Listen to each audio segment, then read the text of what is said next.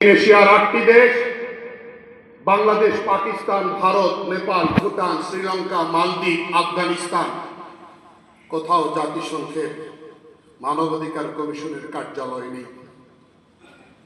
বুঝার কথা, বুঝতে হবে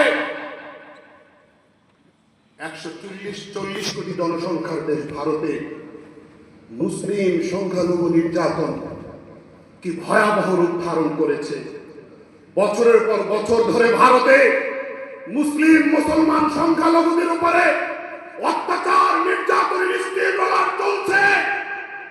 ভারতে কেন হাই কমিশনের, জাতিসংঘের মানবাধিকার হাই কমিশনের কার্যালয় নেই?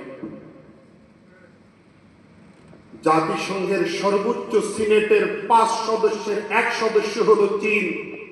চীনের উইঘুরে মুসলমানদের উপরে নির্যাতন চলছেই। কেন?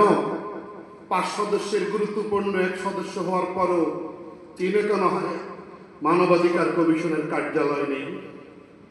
রাশিয়ার আক্রমণে চীন, ইউক্রেন জলে পুড়ে ছাই হয়ে গেল। রাশিয়া গুরুত্বপূর্ণ সদস্য, কেন জাতিসংঘের মানবাধিকার কমিশনের কার্যালয় নেই? বাংলাদেশে কেন? অন্তর্বর্তী সরকারকে রাষ্ট্র পরিচালনার দায়িত্ব দেওয়া হয়েছে অস্থায়ীভাবে, স্থায়ীভাবে নয়। অল্প দিনের জন্য দায়িত্ব দেওয়া হয়েছে, রাষ্ট্রবিরোধী কোনো চুক্তি করবার জন্য নয়। আমরা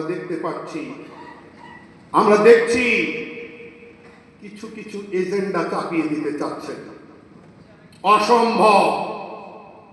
পশ্চিমা কোন সংস্কৃতি, পশ্চিমা কোন ভাবধারা এদেশে চাপিয়ে দেওয়ার চেষ্টা করবেন না।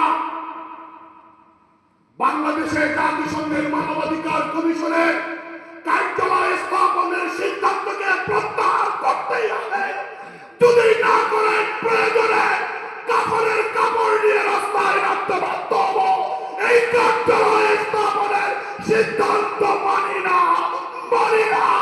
আমরা লড়াই করব, সেই লড়াইয়ে রাষ্ট্র প্রস্তুত।